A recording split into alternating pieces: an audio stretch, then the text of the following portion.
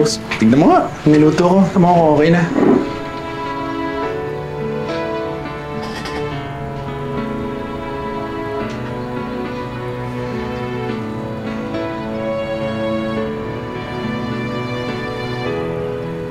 Ano?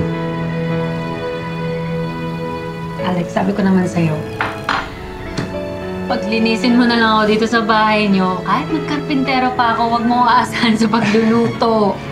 Akala ko naman kasi nagjo-joke ka lang. Uy, hindi ako seryoso ako doon. Ano yan? Gusto ko pa namang gawing espesyal yung birthday ni nanay. Eh, mga pagkain natin, kung di hilaw, sunog. Maaga pa naman, oh. Tara, bili na lang tayo.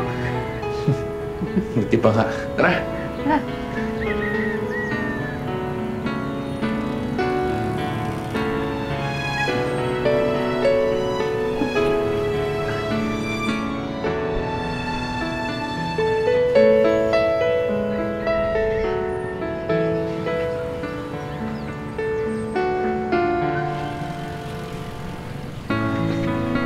Ang dami nang masamang nangyari sa atin.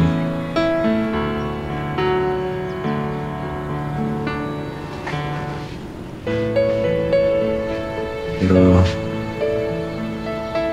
maswerte ako dahil yung babaeng kagaya mo.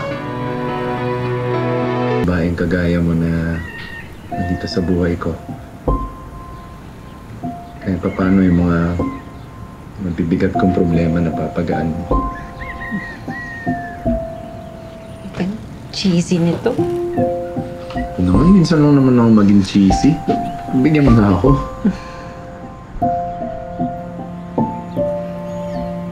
Rose. Salamat ah. Hindi dahil sa'yo, baka wala na rin sa isa yung buhay ko. Salamat dahil naging kaibigan kita. Pero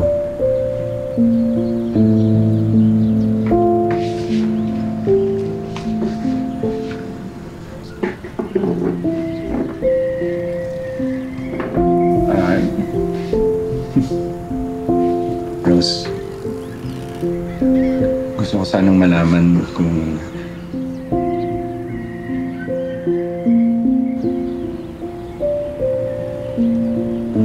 Na ano?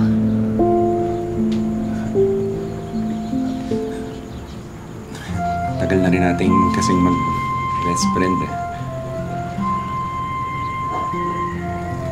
Posible kaya kung maging higit pa tayo bilang magkaibigan.